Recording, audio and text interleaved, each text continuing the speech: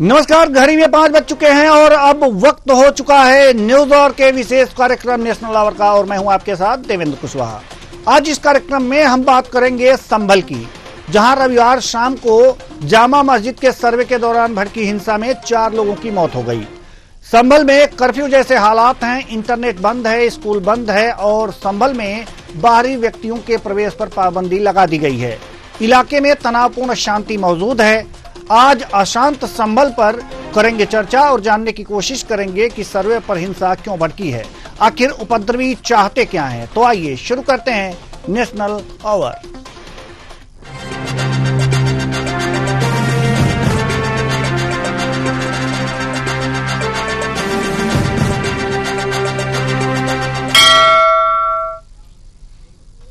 रविवार सुबह 6:30 बजे डीएमएसपी के साथ एक टीम जामा मस्जिद का सर्वे करने पहुंची थी। टीम को देखकर मुस्लिम समुदाय के लोग भड़क गए। कुछ ही देर में करीब 2 से 3 हजार लोग जामा मस्जिद के बाहर पहुंच गए। पुलिस ने रोकने की कोशिश की तो भीड़ में शामिल कुछ लोगों ने पथराव कर दिया। इसके बाद भगदड़ जैसे हालात हो गए। छतों से भी पथराव शुरू हो गया। पुलिस को भागना पड़ा। बवाल इतना बढ़ गया कि पुलिस ने पहले आंसू गैस के गोले दागे, फिर लाठीचार्ज करके भीड़ को खदेड़ा। इसी बीच गोली भी चली और 4 लोग काल के गाल में समा गए।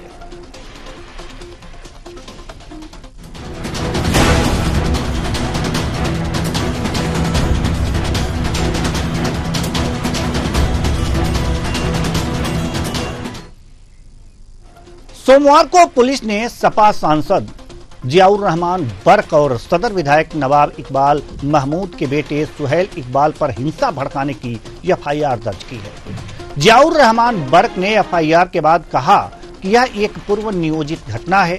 पूरे देश में मुसलमानों को निशाना बनाया जा रहा है। मस्जिद के दूसरे सर्वे की क्या जरूरत थी? सर्वे करने वाले लाठी डंडे लेकर आए थे, जय श्री राम के नारे लगा रहे थे। वहीं सपा अध्यक्ष अखिलेश यादव का कहना है कि इस हिंसा में सरकार का हाथ है। सुनिए। घटी है वो साजिश के तहत घटी है और हमें अफसोस है कि इस प्रदेश और देश के अंदर मुसलमान अपने आप को असहाय महसूस कर रहा है और उनको टारगेट करके उनके साथ में जो जुल्म ज्यादती की जा रही है वो अफसोसजनक है।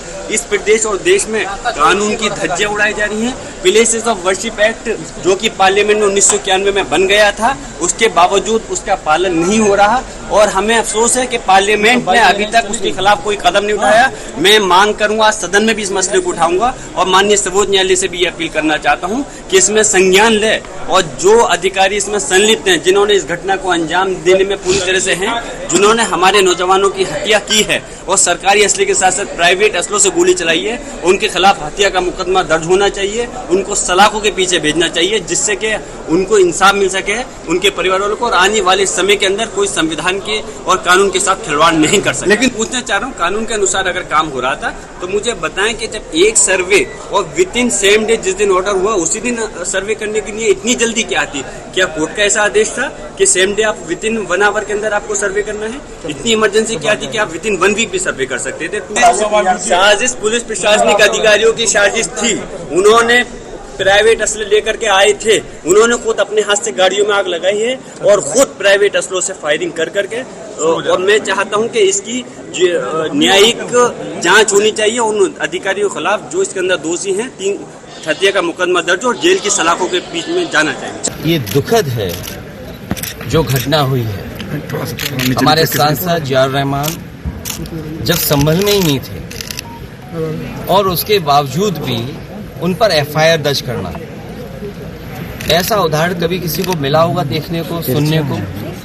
एक पुलिस अफसर ये कह रहा हो कि नेता बनना छोड़ दो, नेताओं का सहारा लेना छोड़ दो।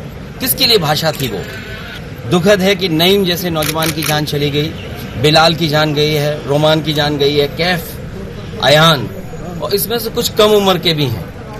मुझे याद है जब मैं लखनऊ में प्रेस कर रहा था, उस समय जो जानकारी थी और जो जानकारी छिपाई जा रही थी, जब वहां पर लोकल स्तर से जानकारी हासिल हुई तब मैंने कहा कि नईम की जान गई है और पुलिस की गोली से गई है। आप लोगों पे सब वीडियोस हैं, आप लोगों पे जगह जगह से वीडियोस मिले हैं, कवरेज है पूरी। पूरा का पूरा कराया गया ये दंगा है। और किसने कराया? सरकार ने कराया। तो वहीं संभल की इस घटना पर, इस बयान पर सीएम योगी आदित्यनाथ ने कहा है कि संभल के दंगाइया भूल गए हैं कि यूपी के सीएम योगी हैं, जो उन जैसे दंगाइयों पर बहुत बारीक नजर रखते हैं। आइए सुनते हैं योगी आदित्यनाथ ने क्या कुछ कहा है। वो सर्जिकल ब्लेड होता है। मैंने कहा सर्जिकल ब्लेड ये डॉक्टर इस्तेमाल करते हैं सर्जरी में, बहुत शार्प होता है। मैंने कहा बहुत छोटा सा होता है, 2 इंच का होगा, और 2-2.5 इंच का यह शार्प इंस्ट्रूमेंट इतना खतरनाक होता है कि अगर वह किसी को यहां कट मार दे तो मान के चलिए कि अगले 2-3 मिनट में उसकी डेथ हो जाएगी। तो मैंने कहा भी इतने खतरनाक इंस्ट्रूमेंट को लेकर के जा रहे हैं और आप उसको हल्केपन से ले रहे हैं। मैंने कहा एक मालूम करे, दोनों युवा वास्तव में जिस नाम से, जो नाम उन्होंने बताया है, ये नाम उन्हीं का है या छद्म नाम है। दिल्ली पुलिस के एक इंस्पेक्टर मोहन चंद शर्मा शहीद हुए थे आतंकियों से मुठभेड़ करते हुए, और बटाला हाउस में ये युवा जाते हैं। तो मैंने कहा ये मान के चलो, पक्का मान के चलो कि दोनों युवा हिंदू नहीं हैं, आप इसको नोट करना, इनको पूछताछ करो। पुलिस ने हिंसा से जुड़े मामले में 7 एफआईआर दर्ज की है। इसमें 6 नामजद हैं और 2500 से ज्यादा अज्ञात हैं। अब तक 25 लोगों की गिरफ्तारी हुई है हिंसा में, जिन 4 युवकों की जान गई है। पोस्टमार्टम के बाद देर रात ही इन्हें सुपुर्द खाक कर दिया गया है। आप देख सकते हैं कि 6 पर नामजद एफआईआर दर्ज है, 2500 से ज्यादा पर अज्ञात पर एफआईआर दर्ज है, 25 लोगों की गिरफ्तारी हुई है। अब यहां के एसपी का क्या कहना है? एसपी संभल ने यह कहा है कि तहसील में इंटरनेट बैन को 1 दिन के लिए बढ़ाया जा रहा है। कल यानी कि मंगलवार को भी इंटरनेट बंद रहेगा। सभी स्कूल आज बंद थे। डीएम राजेंद्र पैसिया ने 1 दिसंबर तक संभल जिले में बाहरी व्यक्तियों के प्रवेश पर पाबंदी लगा दी है। तो आइए सुनते हैं एसपी संभल क्या कुछ कह रहे हैं। और करीबन 2500 के लगभग लोगों के ऊपर है अभियोग पंजीकृत हुआ है। सभी लोगों की सीसीटीवी और ड्रोन के माध्यम से आइडेंटिफिकेशन किया जाएगा और सबको जेल भेजा जाएगा।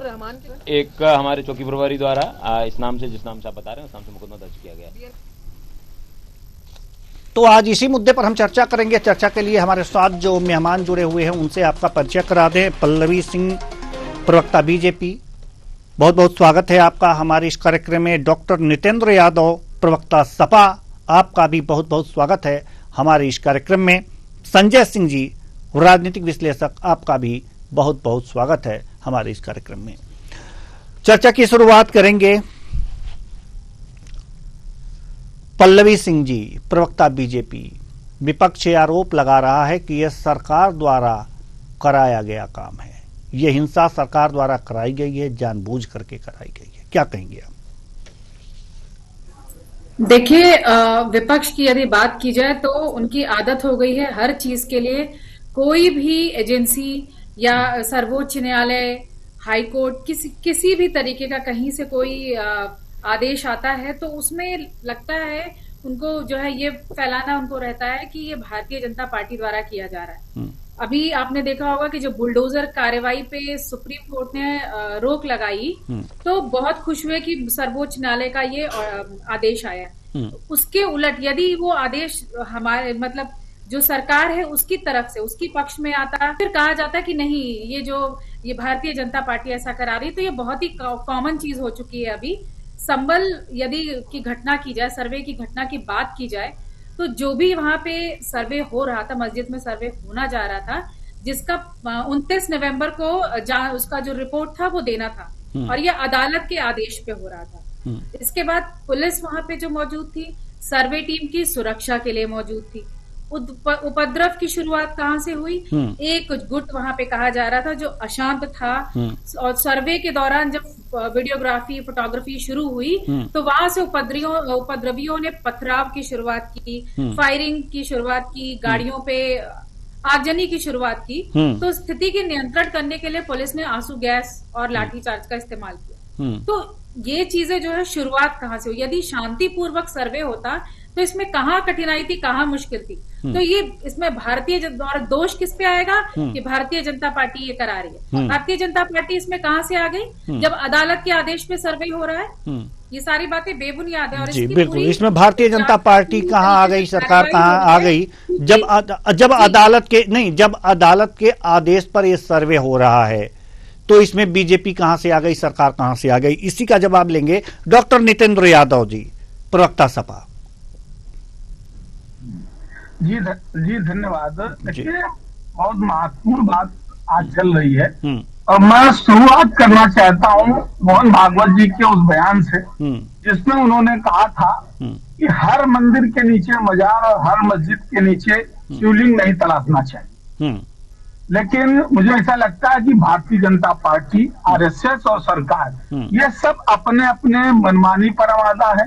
सरकार कानून को नहीं मानने को तैयार है, जबकि 1991 का प्लेस ऑफ वर्शिप एक्ट है, उसमें साफ साफ लिखा हुआ है कि 15 अगस्त 1947 के बाद किसी भी धर्म का कोई भी पूजा स्थल है उस पर प्राकृतिक रूप से कोई बदलाव नहीं किया जाएगा, एक्सेप्ट राम मंदिर के। राम जन्मभूमि का चूंकि विवाद पहले से था तो उसको छोड़ करके बाकी नई जगह पर इस तरीके के नए विवाद नहीं किए जाएंगे। जो जहां जैसा है वो उसके पास रहेगा। एक तो ये चीज, ये तो कानून हो गया जिसको सरकार मुझे लग रहा नहीं मान रही है। दूसरा, संगठन की विचारधारा हो गई। नहीं, मामला तो अदालत में भी है ना, तो नहीं, मामला तो अदालत में, अदालत के आदेश पर नहीं, अदालत के आदेश पर मुझे सेंटेंस कंप्लीट कर लेने देते। जी देवेंद्र जी, सेंटेंस कंप्लीट करने देते। और इसके बाद अब आ जाइए उन महोदय जो भारतीय जनता पार्टी के समर्थक अधिवक्ता महोदय हैं, उन्होंने ये इसको ले जा करके कानून चौखट में कोई भी आप अदालत में केस लेकर के जाएंगे उस पर कुछ न कुछ तो प्रतिक्रियाएं होंगी। और दूसरा, जो सर्वे टीम है, क्योंकि मैं स्वयं भी अधिवक्ता हूँ, हम लोग भी कई बार कमिश्नर नियुक्त हुए हैं, तो हम अपने 4 वकील 5 वकीलों की एक असिस्टेंट की टीम लेते हैं और मौके पर जाते हैं। अगर कोई विवादित स्थिति तो लोकल पुलिस को मांग कर लेते हैं और मौजूदगी में हम जो एज इट इज पोजिशन है उसकी रिपोर्ट बना करके न्यायालय को सौंप देते हैं। लेकिन जिस तरीके से वहां कुछ लोगों को, समर्थकों को ले जाया गया और वो सांप्रदायिक और एक पार्टी संप्रदाय विशेष के नारे लगा रहे हैं और उस तरीके का जो उकसाने का माहौल पैदा कर रहे हैं और जिसके चलते इस तरीके की घटना हुई, ये बहुत ही दुखद है, निंदनीय घटना है। इसमें नहीं, आपके कहने का तात्पर्य ये है डॉक्टर साहब जी, आपके कहने का तात्पर्य ये है कि वहां जो सर्वे टीम थी और जो पुलिस गई थी वहां सुरक्षा में, वो लोग अपने साथ कुछ उपद्रवी तत्वों को भी साथ ले गए थे, लोगों को लेके गए, ये लेके गए थे, अराजक लोगों को ले गए जो वहां जय श्री राम के नारे लगा रहे थे और जिसके चलते दूसरे पक्ष में भी नारेबाजी हुई, फिर दोनों तरफ से जवाबी पत्थरबाजी और जिस तरीके का माहौल गरमाया, ये प्योर माहौल को, सांप्रदायिक माहौल को बिगाड़ने का प्रयास था, न कि सर्वे टीम को सर्वे करके कोर्ट को रिपोर्ट। देखिए, ये जो बातें, ये जो तर्क आप द्वारा दिया जा रहा है, ये जो तर्क आपके द्वारा दिया जा रहा है, ये जो बातें कही जा रही हैं, ये गले से नीचे हमारे तो नहीं उतर रही हैं कि प्रशासन उपद्रवी तत्वों को लेकर के जाएगा और सर्वे की टीम उपद्रवी तत्वों को लेकर के जाएगी। हालांकि उपद्रवी तत्वों को रोकने के लिए ही प्रशासन, पुलिस प्रशासन भारी तादाद में वहां पर पहुंचा था। चलिए संजय जी के पास चलते हैं, संजय जी के पास चलते हैं, राजनीतिक विश्लेषक हैं, उन्हीं से जान लेते हैं कि क्या ऐसा संभव है क्या जो डॉक्टर नृपेंद्र यादव जी कह रहे हैं, संभव है कि पुलिस उपद्रवी तत्वों को लेकर के जाएगी और सर्वे टीम उपद्रवी तत्वों को लेकर के जाएगी? जी देखिए, ये तो संभव नहीं है कि शासन प्रशासन ऐसे तत्वों को लेके जाए। उसमें सिविल जज का सीधा सा आदेश है और ये 19 तारीख को था। उसमें ये था कि ये 10 दिन के अंदर इसकी रिपोर्ट आपको सर्वे करके देनी है। 19 तारीख को शायद टीम गई थी, तो उसमें इनके जो वहां के जामा मस्जिद के वकील है जफर साहब वो भी थे। और जैसा कि हमारे समाजवादी के मित्र बता रहे हैं कि ये भी अधिवक्ता रहे, कोर्ट कमिश्नर नियुक्त किए गए हैं, तो कोर्ट कमिश्नर रिपोर्ट देता है और उसमें वहां जब 19 तारीख को जो गए लोग तो वहां भी थोड़ी देर से विलंब से पहुंचे तो शायद शाम हो गई थी। भीड़ उस दिन भी इकट्ठा हो गई थी, उस दिन भी करीब 600-700 लोगों की भीड़ इकट्ठा हो गई थी। जब वहां जो भी सर्वे चला, अंधेरा हो गया, ये कहा गया कि साहब अब अंधेरा हो गया है तो अब ये सर्वे नहीं हो पाएगा, लेकिन भीड़ उस दिन भी इकट्ठा थी। फिर अब ये हुआ कि कल सर्वे होगा और इसका नोटिस 23 तारीख को ही जो जामा मस्जिद के वकील साहब हैं उनको सर्व कर दिया गया था, उसकी बाकायदा रिसीविंग भी है।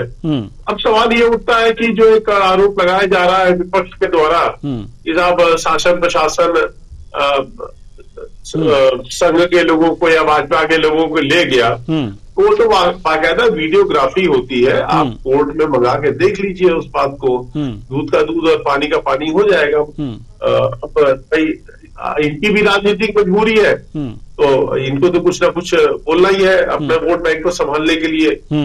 लेकिन सवाल ये उठता है यहाँ कि सर्वे से ही दिक्कत क्यों हो रही है? अभी तो कोई निर्णय आने वाला नहीं है। कोर्ट ने तो कहा कि साहब इसका सिर्फ सर्वे करा दिए, इसका क्या आता है उसके बाद इसका पता चलेगा। तो मूल सवाल उठता ये है कि ये जो भीड़ आई ये कौन लाया, उनके हाथ में पत्थर हथियार जो भी थे वो कहाँ से मुहैया कराया गया और किसके कॉल पे ये लोग आए? 2,500-3 हजार लोग। और इवेंट यहाँ तक जो जानकारी है, जो जामा मस्जिद के वकील साहब थे जफर साहब, वो खुद मस्जिद के लाउड स्पीकर से बार बार अनाउंस कर रहे थे कि यहाँ कुछ भी गलत नहीं हो रहा है, सब ठीक है, सब स्थिति कंट्रोल में है। लेकिन वहां जो एक भीड़ का उन्माद होता है उसको बढ़ाया जा रहा था, स्थितियां आउट ऑफ कंट्रोल हो गई। उनके वकील साहब ने ही कई बार मस्जिद के लाउड स्पीकर से अनाउंस किया, आप लोग शांत रहिए, कुछ भी गलत नहीं हो रहा है, यहाँ सर्वे चल रहा है। लेकिन अब उसमें अब जो भी है, कौन इसमें रोटी सेक रहा है, कौन लोग हैं, ये तो जांच का विषय है।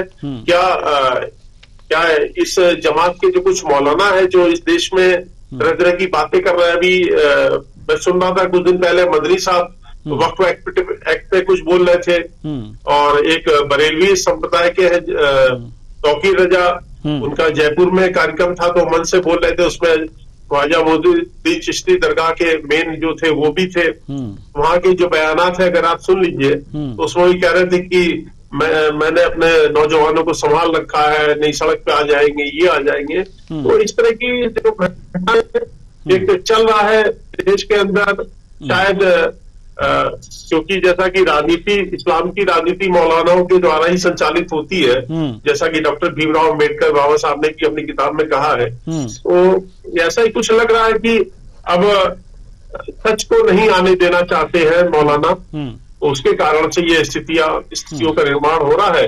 वो सोच रहे हैं कि हम अपनी दबंगई और इसके आधार पर सरकार को रोक लेंगे, लेकिन एक चीज ध्यान रखना पड़ेगा, योगी जी की सरकार है, बहुत टफ डिसीजन लेने वाले मुख्यमंत्री हैं, वो इनके दबाव में नहीं आने वाले हैं।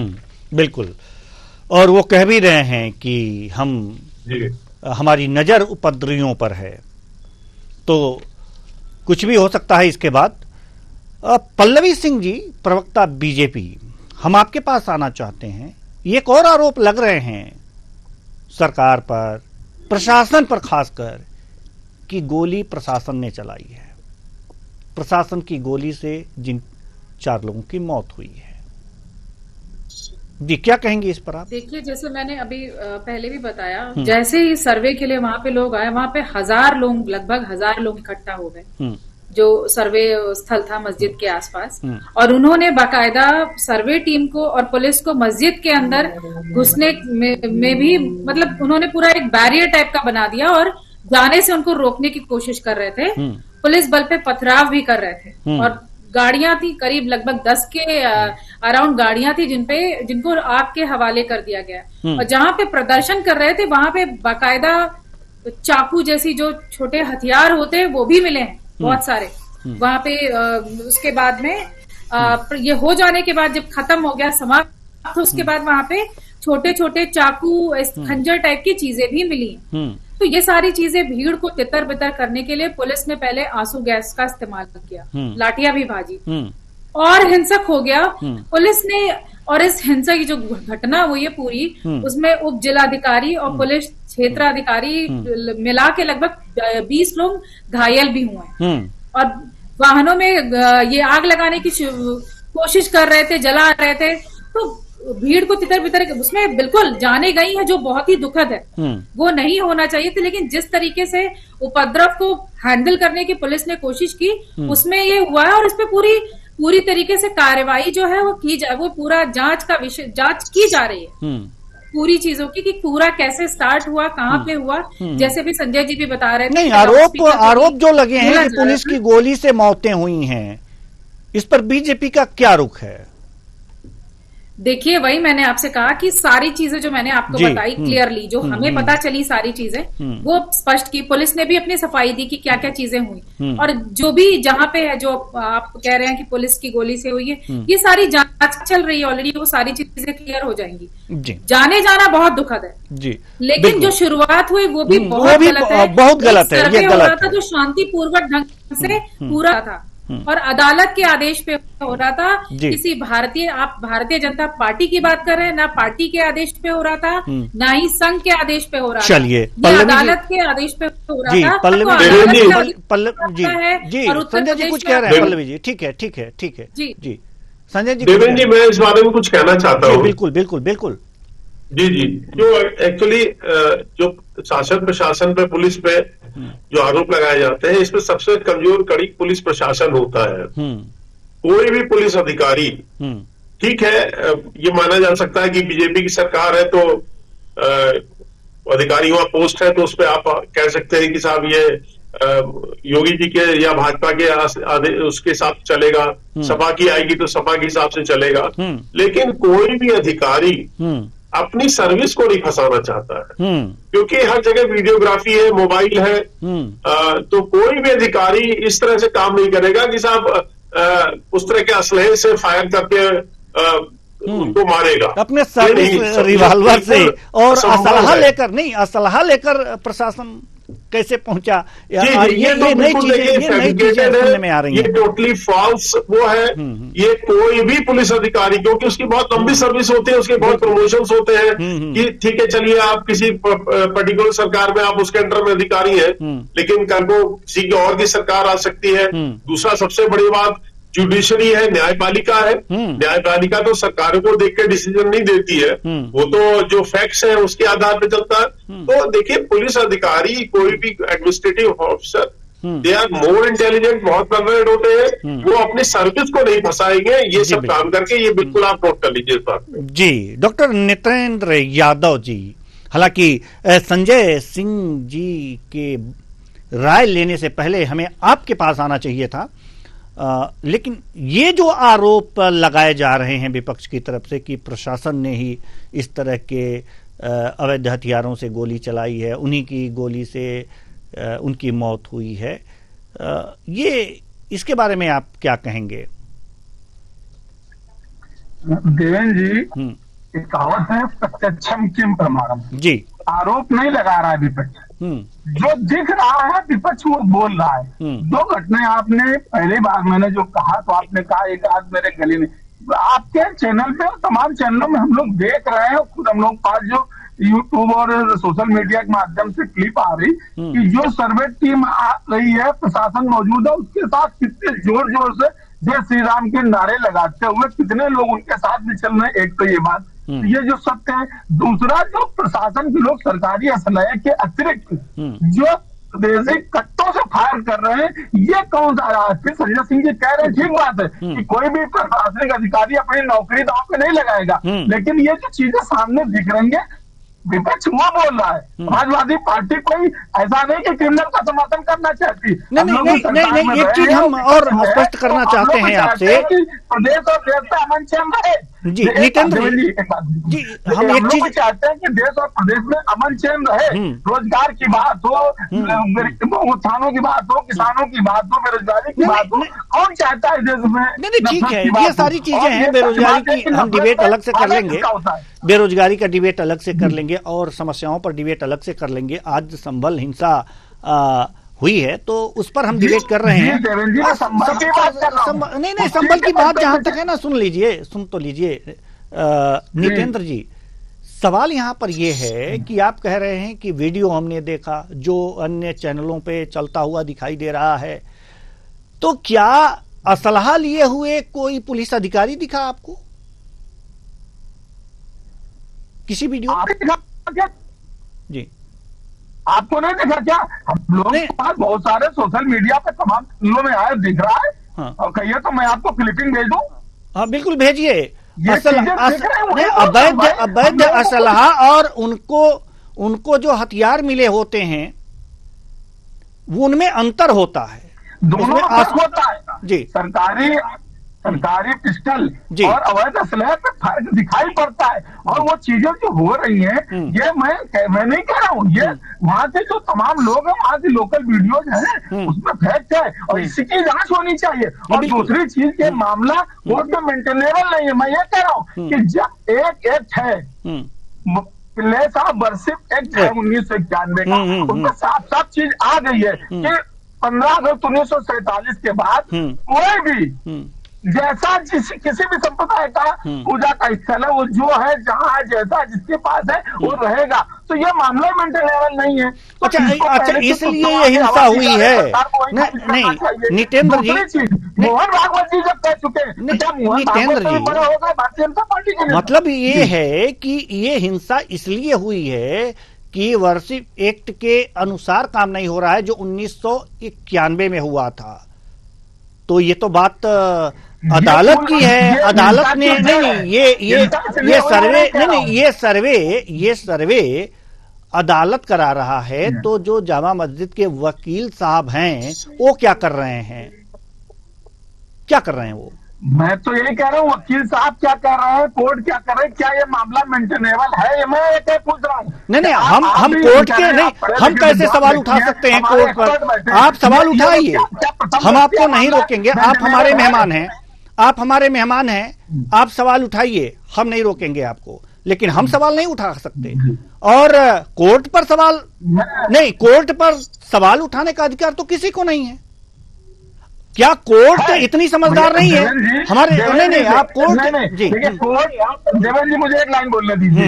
कोर्ट ऐसा सर्वोच्च नहीं होता है। एक कोर्ट का फैसला आता है, उसके खिलाफ अपील में हम दूसरी कोर्ट में जाते हैं। तो ये जरूरी नहीं कि एक कोर्ट जो फैसला करे वो सर्वमान्य है। एक कोर्ट का फैसला होता है, उसकी अपील हम उसके उच्च अदालत में जाते हैं और बहुत मामलों में जांच होती है और कहा जाता है हाँ हम संतुष्ट नहीं है। बड़ी हाँ ये होता है जी, बिल्कुल ये होता है कि हम इस न्यायालय के फैसले से असंतुष्ट हैं। नहीं असंतुष्ट हैं हम इस फैसले से असंतुष्ट हैं हम, और इनके अपर कोर्ट में जाएंगे। ये होता है और होता भी रहा है। तो इस तरह से करें आप, वकील साहब से बोलिए। और इसका मतलब ये तो नहीं है ना, नहीं इसका मतलब नहीं आप कह रहे हैं कि वहां जय श्री राम के नारे लगा रहे थे लोग। नहीं नितेंद्र जी आप कह रहे हैं जय श्री राम के नारे लगा रहे थे यहाँ पर लोग, और मारे गए हैं किस समुदाय के लोग? अभी अखिलेश जी नाम ले रहे थे, हम नाम नहीं लेंगे। तो जय श्री राम के नारे वो लगा रहे थे क्या? वो जय श्री राम के नारे लगा रहे थे। उपद्रव, अगर मान लीजिए कि फायरिंग हुई तो अगर ये लोग वहां पर नहीं थे, जय श्री राम के नारे लगाने वाले लोग थे, तो गोली तो उनको लगनी चाहिए थी। देवेंद्र जी आप तो बहुत अच्छे कह रहे हैं, मुझे लग रहा है कि आप इस तरीके की बात करेंगे मुझे उचित दे। अरे मैं ये कह रहा हूँ, जो लोग सर्वे करने वाले लोग गए थे, उनके साथ जो टीम आ रही वो कितने भयंकर नारे लगा रही है और उसी की प्रतिक्रिया स्वरूप वहाँ विवाद की शुरुआत हुई है। मैं ये बात कह रहा हूँ, इस बात को आप समझने की कोशिश कीजिए कि विवाद की शुरुआत जहाँ से हुई है, विवाद की जड़ पर जाइए। बाकी घटना हुई है, घटना दुर्भाग्यपूर्ण है, नहीं होनी चाहिए थी, दोनों पक्षों को संयम रखना चाहिए था। इसकी पक्षधर समाजवादी पार्टी नहीं है, लेकिन दो बातें गलत हुई। एक तो पहली चीज, ये कोर्ट में मामला आया था, वहीं पर पहले राउंड में खारिज होने योग्य मामला था कि उस एक्ट के तहत ये मेंटेनेबल नहीं है, इसलिए सब कोई न सर्वे न कोई जांच न कोई, ये मामला ही नहीं बनता है। एक तो जो कानून की बात हो गई। दूसरी जो टीम गई थी उसको प्रशासन को 4 लोगों को लेकर पुलिस प्रशासन के साथ 4 वकील जाते और अपनी रिकॉर्डिंग और जो भी रिपोर्ट ला करके सबमिट करते। ये जो अनावश्यक की भीड़ और नारेबाजी वहां मस्जिद में खड़े होकर करेगी, ये उकसाने वाली बात होती है, इससे झगड़े होते हैं। ये बात नहीं मैं निंदा कर रहा हूँ। जी संजय जी जी देखिए, हमारे समाजवादी मित्र अपना पक्ष रख रहे हैं, अच्छी बात है, लेकिन अब दिक्कत क्या आ रही है?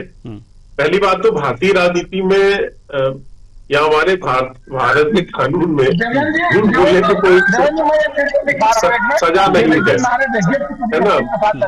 जी हम पीसीआर से निवेदन करेंगे कि नितेंद्र जी संजय जी कहिएगा, हम पीसीआर से निवेदन करेंगे कि नितेंद्र जी कुछ वीडियो दिखा रहे हैं, जरा फुल स्क्रीन कर सकते हो तो करें।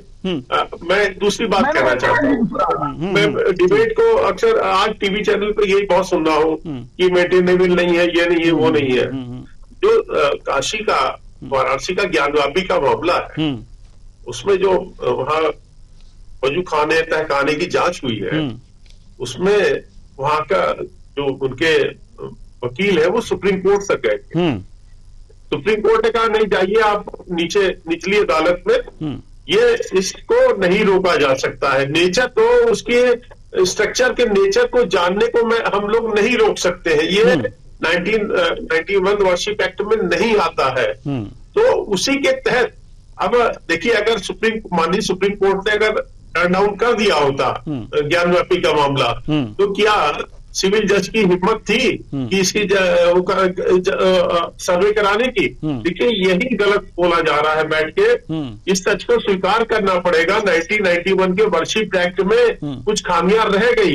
ये उसी तरह की खामियां हैं कि जब बाबर या औरंगजेब जब इस देश में ढांचे को गिरा रहे थे मंदिरों के, तो उन्होंने कभी नहीं सोचा था कि कभी मुगलिया सल्तनत समाप्त होगी।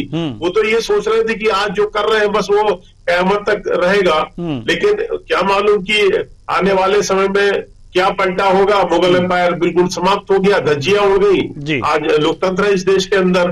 तो कहीं ना कहीं लूपहोल्स रह जाते हैं। तो 1991 वार्षिक एक्ट में बनाते हुए उस समय ये ध्यान नहीं रहा कि इस आधार पर भी आगे मुकदमे खड़े होंगे। मेन झगड़े की जड़ यही है, इसी आधार पर ये बॉम्ब मेंटेलिटी जो तैयार की जा रही है कि अगर इस तरह के मामले आते हैं तो उसको हम बाई फोर्स दबाएंगे। देखते हैं कि आगे ये इनकी इतना डराओ कि सर्वे का नाम ही लेना भूल जाए। जी बिल्कुल, इस तरह की बातें हैं। नितेंद्र जी, आप कुछ कहना चाहेंगे, क्योंकि अब समय समाप्ति की ओर है। जी समय समाप्ति की ओर है, मुझे दूसरी जगह जाना भी है, इसलिए धन्यवाद जी। बहुत बहुत धन्यवाद तीनों मेहमानों का, आप आए और अपने अपने विचार साझा किए। तो कुल मिलाकर के देखा जा सकता है कि ये जो संभल में हिंसा हो रही है और इस समय जो स्थितियां हैं कि जो शांतिपूर्ण एक तरह से तनाव जारी है, यह नहीं होना चाहिए, हिंसा नहीं होनी चाहिए। सर्वे हो रहा है तो उस पर दोनों पक्षों को धैर्य रखना चाहिए कि इस तरह की हिंसा ना हो। जो हो रहा है उस पर नजर बनाए रखिए, न्यायालय पे विश्वास रखिए, लेकिन इतना धैर्य किसको कहां है? अगर धैर्य नहीं रखेंगे तो इसी तरह से हिंसा होगी, सरकारी संपत्ति को नुकसान होगा, कईयों के घर उजड़ेंगे। लेकिन वास्तव में ये फिर ना दोहराया जाए। संभल के लोग संभल करके काम करें, धैर्य से काम करें। लेकिन अगर न्यायालय कुछ कर रहा है तो उसमें विघ्न ना डालें, क्योंकि न्यायालय न्याय करेगा और उसी न्याय के आधार पर जो है हमारा लोकतंत्र आज खड़ा है। फिलहाल इस कार्यक्रम में इतना ही, मुझे दीजिए इजाजत, नमस्कार।